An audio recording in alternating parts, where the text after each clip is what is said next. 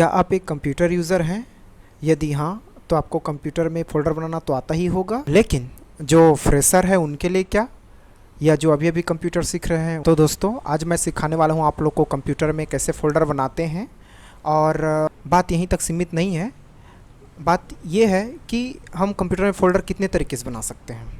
और फ़ोल्डर से रिलेटेड और भी बहुत सारा सेटिंग्स हैं, जैसे कि फ़ोल्डर बनाना, फ़ोल्डर को रीनेम करना, फ़ोल्डर को ओपन करना, फ़ोल्डर को डिलीट करना, फ़ोल्डर को बिना नाम के सेव करना, ये सब। तो दोस्तों, आज मैं आपको फ़ोल्डर से रिलेटेड वो तमाम सेटिंग्स बताने वाला हूँ जो फ़ोल्डर पे हम प्रयोग कर सकते हैं। चलिए दोस्तों, वीडियो स्टार्ट करते हैं।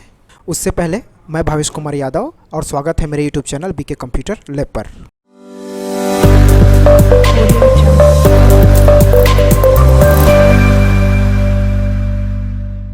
सबसे पहली बात करते हैं फ़ोल्डर क्रिएट करने पर। तो इसके लिए हमको अपने डेस्कटॉप पे राइट क्लिक करना पड़ेगा। उसके बाद हमको यहाँ पे न्यू पे जाना पड़ेगा। फिर न्यू से हमको यहाँ पे फ़ोल्डर का एक यहाँ पे ऑप्शन दिखाई देगा। हम जैसे इस पर क्लिक करेंगे तो हमारे पास यहाँ पे न्यू फ़ोल्डर नाम का एक फ़ोल्डर क्रिएट हो जाएगा। अगर आप इनको कोई नाम से सेव करना चाहते हो या नाम देना चाहते हो तो आप इनको बैक स्पेस देकर डिलीट कर लें, और डिलीट करने के बाद आप इनको यहाँ पे कोई भी नाम दे सकते हैं। तो इनको मैं यहाँ पे बीके नाम दे दिया और इंटर किया, तो आप देखते हैं कि यहाँ पे बीके नाम का एक फ़ोल्डर यहाँ पे क्रिएट हो चुका है। ये हमारा पहला तरीका हुआ।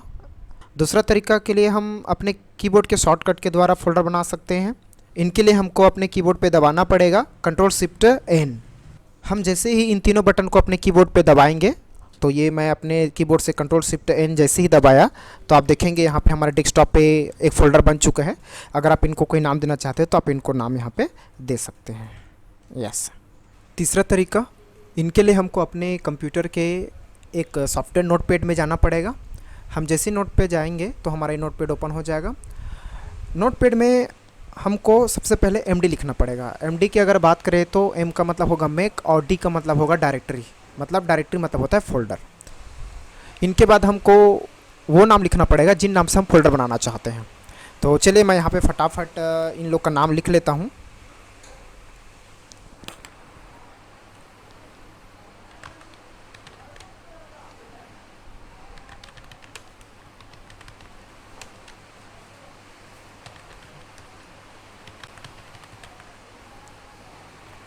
तो देखिए, मैं इस तरह से ये तकरीबन 5 लोग का नाम लिख चुका हूँ। अब इसके बाद हमको यहाँ पे जाना है और इसको सेव एस करना है, और सेव एस करके इसको हमको डेस्कटॉप में सेव करना है। डेस्कटॉप में सेव करेंगे ताकि ये जो फाइल है वो डेस्कटॉप में सेव हो जाए, और हमको फ़ोल्डर डेस्कटॉप में ही बनाना है, इसलिए हमको इसको डेस्कटॉप में सेव करना पड़ेगा। और यहाँ पे जाना है, और यहाँ पे जाने के बाद आपको कोई भी नाम देना है यहाँ पे। जैसे कि मैं यहाँ पे नाम दे दें इसको कुछ भी, जैसे इसको नाम दे दिया मैं राम। इसके बाद राम के बाद आपको यहाँ पे .BAT आपको ये लिखना पड़ेगा। मतलब आपको .BAT करके आपको BAT एक्सटेंशन क्या होता है इसके बारे में आपको बाद में बताऊंगा।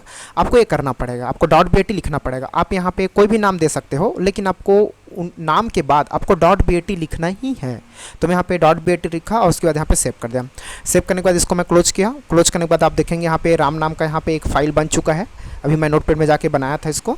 बस इसको आपको जाके यहाँ पे डबल क्लिक करना है। जैसे हम यहाँ पे डबल क्लिक करेंगे आप देखेंगे यहाँ पे मैं जितना भी यहाँ पे वहाँ नाम दिया था, राजेश, रमेश, सुरेश, ईसा एंड राधिका, ये सब बन के तैयार हो चुका है। तो इस तरफ से आपका ये 3 तरीका यहाँ पे कंप्लीट हो जाता है। दोस्तों, अगर इसके बाद अगर बात करें फ़ोल्डर के अंदर फ़ोल्डर बनाने की, तो इसके लिए हम लोग क्या करेंगे, हम उस फ़ोल्डर के अंदर चले जाएंगे जिसके अंदर हमको फ़ोल्डर बनाना है। फिर उसके बाद आप देखेंगे तो यहाँ पे आपको न्यू फ़ोल्डर का एक ऑप्शन दिख रहा है। आप इसको जैसे ही क्लिक करेंगे तो यहाँ पे आपको ये फ़ोल्डर जो है वो क्रिएट हो जाएगा, फ़ोल्डर जो है बन जाएगा। तो यहाँ पे मैं दे दिया इनको, मार जाए न्यू फ़ोल्डर 1, ये ऐसे ही मैं इसको इंटर कर दिया, नाम नहीं दिया। ये पहला तरीका फ़ोल्डर के अंदर। अगर हम लोग दूसरे तरीके से बनाना चाहते हैं तो आपको शॉर्टकट बता दिया गया है, जिसके लिए हमको दबाना पड़ता है Ctrl+Shift+N। ये देखिए, तो इस तरफ से ये हमारा दूसरा फ़ोल्डर भी बन के तैयार हो गया। 2 तरीक़ा से हम लोग यहाँ पे फ़ोल्डर के अंदर फ़ोल्डर बना दिए। तीसरा तरीका, इनके लिए आपको करना पड़ेगा राइट क्लिक। यहीं पे आपको राइट क्लिक करना है। राइट क्लिक करने के बाद आपको जाना है न्यू पे, और न्यू पे जाने के बाद यहाँ पे फ़ोल्डर। तो देखिए, इस तरफ से आप यहाँ पे 3 तरीके से फ़ोल्डर बना लिए। अगर बनाना चाहे फ़ोल्डर तो इनके लिए आपको वो चौथा तरीका यूज़ करना पड़ेगा, वो BAT वाला, जहाँ पे मैं नोटपैड में जाके आपको फ़ोल्डर बनाना बताया। तो चलिए एक बार उसको यहाँ पे भी ट्राई करते हैं। तो इसके लिए मैं फिर से चला गया यहाँ पे नोटपैड पे। नोटपैड पे जाने के बाद मैं फिर से यहाँ पे लिखूँगा MD, और एक नाम, जैसे मैं एक नाम से फ़ोल्डर बनाना चाहता हूँ तो यहाँ पे मैं चला गया, मान लो जाए यहाँ पे ये नाम टाइप कर दिया, जैसे कि राहुल। उसके बाद इसको मैं यहाँ पे सेव एस करूँगा और सेव एस में जाने के बाद ये जो फाइल है उनको मैं वहाँ पे सेव करूँगा जहाँ पे मेरे को फोल्डर बनाना है। तो मैं बीके के अंदर फोल्डर बना रहा हूँ, तो यहाँ पर मैं गया और यहाँ पे जाने के बाद इसको मैं यहाँ पे सेव कर दूँगा। तो इसको भी कोई नाम दे देता हूँ, जैसे कि मैं यहाँ पे दे दिया इसको RK और .bat। अब इसको मैं यहाँ पे सेव कर रहा हूँ, बीके वाले फोल्डर के अंदर मैं इसको सेव कर रहा हूँ। तो यहाँ पे गया और इसको कर दिया सेव। मैं इसको क्लोज़ किया। क्लोज करने के बाद हम चले गए बीके वाले फोल्डर के अंदर में। तो आप देखेंगे यहाँ पे RK के नाम से ये फाइल बन चुका है। बस इस फाइल को आपको डबल क्लिक करना है। आप जैसे ही यहाँ पे डबल क्लिक करेंगे आप देखेंगे यहाँ पे राहुल नाम का फोल्डर बन चुका है। तो दोस्तों इस तरह से आप फोल्डर के अंदर 4 तरीके से फोल्डर क्रिएट कर सकते हैं। आगे सीखेंगे फोल्डर को ओपन करना। देखिए, मुझे पता है आप सभी को फोल्डर ओपन करना आता ही होगा, लेकिन मायने ये नहीं रखता कि आपको फोल्डर ओपन करना आता है। मायने ये रखता है कि आपको कितने तरीके से फोल्डर को ओपन करना आता है। तो चलिए सीखते हैं। सबसे पहला तरीका, आपको जिस फोल्डर को ओपन करना है उसमें राइट क्लिक करना है और राइट क्लिक करने के बाद आप देखेंगे तो सबसे ऊपर में आपको ओपन का ऑप्शन दिखाई देगा। आप जैसे ओपन पे क्लिक करेंगे आपका जो फोल्डर है वो ओपन हो जाएगा। इसे मैं क्लोज करता हूँ। दूसरा तरीका, आप उस फोल्डर पे डबल क्लिक करके उसको ओपन कर सकते हैं। आप जैसे ही उस फोल्डर पर डबल क्लिक करेंगे जिस फोल्डर को ओपन करना चाहते हैं, तो जैसे मैं यहाँ पर गया अपने माउस के लेफ्ट बटन से 2 बार डबल क्लिक किया। जैसे मैं डबल क्लिक किया आप देखेंगे यहाँ पे फोल्डर जो है ओपन हो चुका है। तीसरा तरीका, इसके लिए आपको अपने फोल्डर को चुनना पड़ेगा। आप जिस फोल्डर को ओपन करना चाहते हैं उस फोल्डर को आपको पहले लेफ्ट बटन से चुनना पड़ेगा।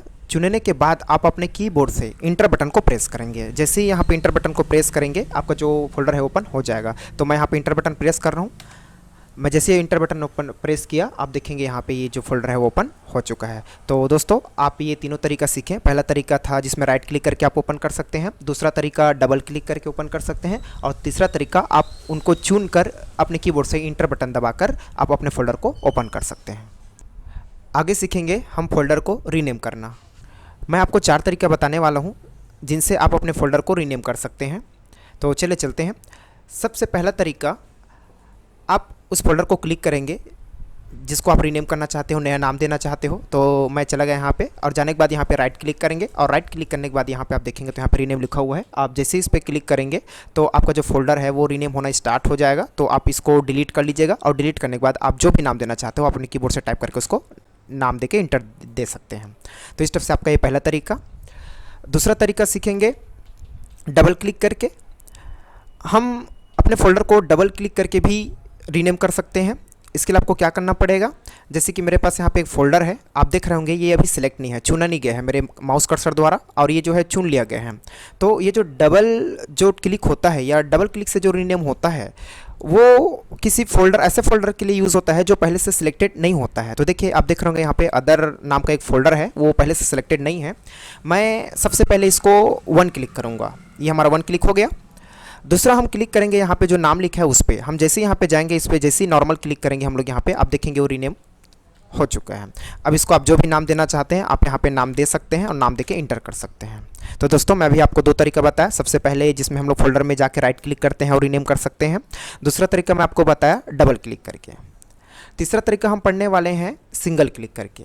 हम सिंगल क्लिक करके अपने माउस के लेफ्ट बटन से सिंगल क्लिक करके हम किसी फोल्डर को रीनेम कर सकते हैं। इसके लिए कैसा करना पड़ेगा, इसके लिए नियम ये कहता है कि आप जिसको रीनेम करना चाहते हो सिंगल क्लिक से वो पहले से चुना होना चाहिए, मतलब सिलेक्टेड होना चाहिए। आप देख रहे होंगे यहाँ पे टीटी वाला फोल्डर जो है वो पहले से सिलेक्टेड है और ये सिलेक्टेड नहीं है। तो ध्यान दीजिएगा, आप इसमें थोड़ा अंतर समझिएगा।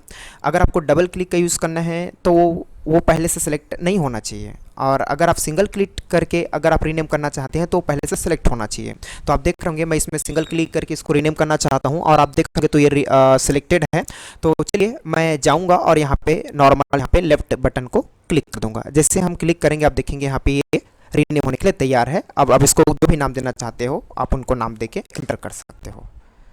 तो ये रहा हमारा तीसरा तरीका।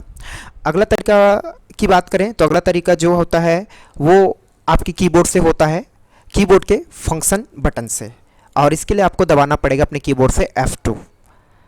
तो देखिए मैं इसको रीनेम करना चाहता हूं तो इसको पहले चुन लिया हूं। इसके लिए आपको जिस भी फोल्डर को रीनेम करना है उसको आपको पहले सेलेक्ट करके रखना पड़ेगा। तो मैं मान लो जाए इसको रीनेम करना चाहता हूं तो इसको मैं यहाँ पे सेलेक्ट कर चुका हूं। फिर सेलेक्ट करने के बाद आप अपने कीबोर्ड से फंक्शन बटन का F2 दबाएंगे। जैसे F2 दबाएंगे आप देखेंगे यहाँ पे रीनेम के लिए तैयार हो चुका है। अब आप इसको जो भी नाम देना चाहते हो आप उसको नाम दे सकते हो और इंटर दबा सकते हो। तो दोस्तों ये 4 तरीका हम लोग यहाँ पे सीखे। एक बार मैं फिर से दोहरा देना चाहूँगा। सबसे पहला तरीका सीखे जिसमें हम लोग राइट क्लिक करके रीनेम किए। दूसरा तरीका सीखे जिसमें हम लोग डबल क्लिक करके रीनेम किए। तीसरा तरीका जिसमें सिंगल क्लिक करके हम लोग रीनेम किए। और चौथा जो था जिसमें हम लोग अपने कीबोर्ड के फंक्शन बटन के F2 को दबाकर सीखें। आगे सीखेंगे फोल्डर को बिना नाम का सेव करने के लिए। तो देखिए दोस्तों, आप देख रहे होंगे यहाँ पे मेरे पास अभी 2 फोल्डर दिखाई दे रहे हैं। इन दोनों में अभी नाम है, एक का नाम है BK और दूसरा एक है AK। हम चाहते हैं कि इनको बिना नाम का सेव करें। जैसे कि यहाँ पे BK नाम का एक फोल्डर है, हम चाहते हैं कि ये बिना नाम का सेव हो जाए, मतलब इसमें कोई नाम ना हो। तो इसके लिए मैं आपको 3 तरीका बताने वाला हूँ जिसके तरीके से आप अपने फोल्डर को बिना नाम के सेव कर सकते हैं। तो चलिए दोस्तों, सबसे पहला तरीका, इसके लिए आपको उस फोल्डर में जाना पड़ेगा जिस फोल्डर को आप बिना नाम का सेव करना चाहते हैं। फिर उसके बाद राइट क्लिक करने के बाद आपको जाना है रीनेम में, और रीनेम में जाने के बाद इसको खाली कर लेना है। खाली कर लेने के बाद आपको इसी में, ये जो खाली जगह है इसी में आपको राइट क्लिक करना है। और राइट क्लिक करने के बाद आपको यहाँ पे नीचे से तीसरे नंबर पे जाना है जिसमें लिखा हुआ है इंसर्ट यूनिकोड कंट्रोल कैरेक्टर। इसमें जाना है और इसमें जाने के बाद ये बहुत सारा ऑप्शन आपको देखने को मिलेंगे यहाँ पे। इनमें से कोई भी एक को आपको क्लिक कर लेना है। तो मैं यहाँ पर गया और इसमें से एक को क्लिक कर लिया, और क्लिक करते ही आपको इंटर दबाना है। आप देख रहे होंगे जैसे मैं इंटर दबाया ये बिना नाम का सेव हो चुका है। तो दोस्तों ये था हमारा पहला तरीका। दूसरा तरीका, ये जो बताने वाला हूँ वो हमारे कीबोर्ड से होगा। मतलब आगे का जो 2 तरीका है जिससे हम लोग बिना नाम का सेव करेंगे अपने फोल्डर का, ये दोनों जो है वो हमारे कीबोर्ड के शॉर्टकट से होगा। तो चलिए दोस्तों, यहाँ पे भी एक फोल्डर है AK नाम से, हम चाहते हैं कि इनको बिना नाम से सेव करें। तो कैसे करेंगे, इसको हम लोग जैसे भी करके, आपको जो 4 तरीका बताया था उससे आप जैसे भी करके इसको खाली कर लीजिएगा, रीनेम कर लीजिएगा। फिर रीनेम करने के बाद आप अपने कीबोर्ड में प्रेस करेंगे Alt 255। ये शॉर्टकट है जिसके माध्यम से हम अपने फोल्डर को बिना नाम का सेव कर सकते हैं। तो चलिए मैं ये Alt 255 यहाँ पे प्रेस कर रहा हूँ। मैं ये Alt 255 प्रेस कर चुका हूँ। उसके बाद मैं इंटर करूँगा। जैसे मैं इंटर करूँगा आप देखेंगे यहाँ पे हमारा जो फोल्डर है वो बिना नाम का सेव हो चुका है। तो आप देख रहे होंगे दोस्तों, इस तरफ से ये जो है हमारा फोल्डर जो है वो बिना नाम का सेव हो चुका है। इनको मैं कोई नाम दे देता हूँ ताकि मैं तीसरे तरीका को आपको यूज़ करके दिखा सकूँ। तो इसको भी मैं यहाँ पे कोई नाम देता हूँ। नाम देना ज़रूरी है क्योंकि हम एक जगह 2 नाम का या तो सेम नाम का फोल्डर हम लोग सेव नहीं कर सकते, ये आपको पता होना चाहिए। तो मैं इसको नाम दे दिया। तो मैं आपको एक बार रिमेंबर करा देना चाहूँगा दोस्तों। मैं पहला तरीका बताया जिससे हम राइट क्लिक करके फोल्डर को बिना नाम का सेव किए। दूसरा तरीका मैं बताया आपको यहाँ पे Alt 255 शॉर्टकट यूज़ करके। तीसरा मैं बताऊँगा Alt 160 करके। तो चलिए मैं यहाँ पर गया और इसको मैं यहाँ पे रीनेम किया, खाली कर लेंगे इसको। फिर खाली करने के बाद हम यहाँ पे प्रेस करेंगे Alt 160। मैं ये Alt 160 प्रेस कर चुका हूँ। अब उसके बाद इंटर दबाऊंगा। आप देख रहे होंगे यहाँ पे हमारा जो फोल्डर है वो बिना नाम का सेव हो चुका है। आगे सीखेंगे फोल्डर में आइकॉन लगाना। तो देखिए दोस्तों, आपको यहाँ पे एक फोल्डर दिख रहा है, इसमें हम लोग आइकॉन लगाएंगे। आइकॉन मतलब एक प्रकार का चित्र होता है या फोटो होता है, ये आप जानते हैं। तो हम चाहते हैं कि ये जो फोल्डर का जो आइकॉन है वो बदल जाए, इनके जगह कोई दूसरा आइकॉन आ जाए। तो कैसे करेंगे, सिंपली हम लोग यहाँ पे जाएंगे, राइट क्लिक करेंगे, उसके बाद प्रॉपर्टीज़ में जाएंगे। फिर प्रॉपर्टीज़ में जाने के बाद आपको यहाँ पे एक कस्टमाइज़ का एक ऑप्शन दिखेगा, आप इस पर क्लिक करेंगे। जैसे आप इस पर क्लिक करेंगे यहाँ पे नीचे साइड आपको देखने को मिलेगा चेंज आइकन। हम जैसे इसको क्लिक करेंगे तो इसके अंदर में बहुत सारा हमको आइकन्स दिखाई देंगे। अभी फिलहाल आप देख रहे होंगे कि हमारा फोल्डर का आइकॉन इस टाइप से है। तो चलिए आगे चलते हैं चेंज आइकॉन की तरफ। जैसे मैं यहाँ पर गया आप देखेंगे यहाँ पे बहुत सारे आइकन्स जो है बाय डिफ़ॉल्ट हमारे जो सिस्टम्स हैं या जो फोल्डर के लिए है वो यहाँ पे मौजूद हैं। आप इनमें से कोई भी एक आइकन्स ले सकते हैं, सेलेक्ट कर सकते हैं। जैसे मैं ये बटरफ्लाई वाला ले लिया और जैसे इसको ओके करूँगा और अप्लाई करके ओके करूँगा, आप देखेंगे हमारा जो फोल्डर का जो आइकन है वो बदल चुका है। तो ठीक है दोस्तों, इस तरह से हम अपने फोल्डर का आइकन को चेंज कर सकते हैं। आगे सीखेंगे फोल्डर को डिलीट करना। आप देख रहे होंगे दोस्तों यहाँ पे मैं फोल्डर को चेंज किया था बटरफ्लाई में। जैसे कि अगर आप लोग क्वेश्चन होगा या क्वेश्चन होंगे आपके माइंड में कि सर इसको बदल तो दिए लेकिन इसको वापस कैसे लाएंगे, तो सिंपली है राइट क्लिक करेंगे, प्रॉपर्टीज़ पे जाएंगे और कस्टमाइज़ में जाएंगे, उसके बाद चेंज आइकॉन पे और यहाँ पे जो फोल्डर का जो आइकॉन दिख रहा है उसको ओके करके अप्लाई करके उसको ओके कर देंगे। ये आ गया ओके। तो अगले टॉपिक है दोस्त हमारा यहाँ पे, तो अगला टॉपिक है दोस्तों डिलीट करना। तो देखिए हमारे पास एक फोल्डर है, हम चाहते हैं कि इसको डिलीट करें। तो देखिए इसका भी मैं आप लोग को बहुत सारे तरीके बताने वाला हूं। तो चलिए सबसे पहला राइट क्लिक करेंगे, आपको जिस भी फोल्डर को डिलीट करना है उसको राइट क्लिक करना पड़ेगा। राइट क्लिक करने के बाद यहाँ पे डिलीट करेंगे। डिलीट करने के बाद यहाँ पे आपको यस का ऑप्शन मिलेगा, यस और नो का। अगर आप यस करते हैं तो आपका जो फोल्डर डिलीट हो जाएगा। तो ठीक है, अभी तो हमको डिलीट नहीं करना है। तो ये पहला तरीका जिससे हम लोग यहाँ पे इसको डिलीट कर सकते हैं।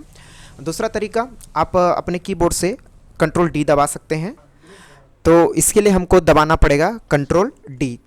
तो जैसे मैं यहाँ पे कंट्रोल डी दबाया, आप देख रहे होंगे यहाँ पे are you sure you want to move this folder to the recycle bin. ये रिसाइकल बिन में जाता है, लेकिन डिलीट भी यहाँ से हो जाता है। अगर परमानेंटली डिलीट करना हो तो उसके लिए मैं आपको अलग से बताऊंगा। तो इस स्टेप से हम यस करेंगे तो हमारा जो फोल्डर है क्या हो जाएगा, डिलीट हो जाएगा। तो दो तरीका बताया मैं आपको। सबसे पहले राइट क्लिक करके आप अपने फोल्डर को डिलीट कर सकते हैं, और दूसरा जो है वो कंट्रोल डी बटन दबा के आप अपने फोल्डर को डिलीट कर सकते हैं। तीसरा तरीका, आप जिस फोल्डर को डिलीट करना चाहते हैं उसको चुनना पड़ेगा। चुनने के बाद आप अपने कीबोर्ड से नॉर्मली आप डिलीट बटन दबाएंगे। जैसे डिलीट बटन दबाएंगे, ये डिलीट होने के लिए प्रोसेस में है। उसके बाद आप यस कर देंगे तो आपका जो फोल्डर है वो डिलीट हो जाएगा। तो ठीक है दोस्तों, इस तरह से मैं आपको यहाँ पे 3 तरीका बताया। अगर आपको और भी तरीका पता होंगे तो आप ज़रूर कमेंट करके मुझे बताइएगा। अंतिम में सीखेंगे दोस्तों फोल्डर को छुपाना। तो यहाँ पे एक फोल्डर है बीके नाम का, इस फोल्डर को हम छुपाना चाहते हैं। तो हम इस पर राइट क्लिक करेंगे, फिर उसके बाद यहाँ पे जाएंगे प्रॉपर्टीज़ पे। फिर प्रॉपर्टीज़ पे जाने के बाद हम यहाँ पे देखेंगे, आपको यहाँ पे हिडन का एक ऑप्शन दिख रहा है। हम जैसे इसको क्लिक करेंगे और अप्लाई और ओके करेंगे, आप देखेंगे यहाँ से जो फोल्डर है वो हाइड हो चुका है। तो इस तरह से हम उसको हाइड कर सकते हैं। अदरवाइज अगर उसको फिर से वापस लाना हो तो इसके लिए हमको हमारे कंप्यूटर के स्टार्ट मेनू में जाके हमको कंट्रोल पैनल में जाना पड़ेगा। कंट्रोल पैनल में जाने के बाद आपको यहाँ पे फोल्डर ऑप्शन दिखाई देगा। अदरवाइज मैं आपको यहाँ पे कुछ समझाना चाहूँगा। जैसे कई बार ये जो व्यू बाई है वो कैटेगरीज वाइज होता है, तो कैटेगरीज वाइज होने के कारण वो जो ऑप्शन है वो दिखाई नहीं देता। तो आप इसको या तो लार्ज रखिए या तो स्मॉल रखिए। तो मैं इसको लार्ज रख देता हूँ। फिर लार्ज रखने के बाद हम चले जाएंगे फोल्डर ऑप्शन पे। फोल्डर ऑप्शन में हम जाएंगे तो यहाँ पे आपको जाना पड़ेगा व्यू पे, और व्यू में जाने के बाद यहाँ पे आप देख रहे होंगे हिडन फाइल एंड फोल्डर। ये डोंट शो हिडन फाइल में एक्टिव था, इस कारण हम जब वहाँ पे हिडन किए तो वो क्या हो गया, हाइड हो गया। अदरवाइज मैं इसको अगर शो करता हूँ और अप्लाई करके ओके करता हूँ तो आप देखेंगे यहाँ पे हमारा जो बीके नाम का जो फोल्डर है वो आ चुका है। साथ में ये भी फोल्डर गायब था तो ये भी साथ में आ चुका है। तो अभी आप देख रहे होंगे थोड़ा सा धुंधला नज़र आ रहा होगा आप लोग को। तो इसके लिए हमको क्या करना पड़ेगा, राइट क्लिक करना पड़ेगा इसमें। उसके बाद यहाँ पे प्रॉपर्टीज़ पे, फिर उसके बाद यहाँ पे हिडन को हटाना पड़ेगा। हम जैसे ही हिडन को हटाएंगे ये अच्छे से यहाँ पे दिखाई देने लग जाएगा। इसको भी कर लेते हैं, राइट क्लिक करेंगे, प्रॉपर्टीज़ पे जाएंगे और हिडन पे जाके इसको अप्लाई करके इसको ऐसा कुछ अगर आता है तो आप इसको apply change to this folder only, आप ऊपर वाले को क्लिक करेंगे, ओके करेंगे और ओके करेंगे तो आप देखेंगे फोल्डर जो है वो आ चुका है। तो दोस्तों कैसा रहा आज का वीडियो, कमेंट करके ज़रूर बताएं। अगर वीडियो अच्छी लगी हो तो लाइक ज़रूर करें, और अगर मेरे चैनल पे न्यू हो तो सब्सक्राइब जरूर करें और बेल आइकन को जरूर दबाएं, जिससे मेरे वीडियो का नोटिफिकेशन आप तक सबसे पहले पहुँचे।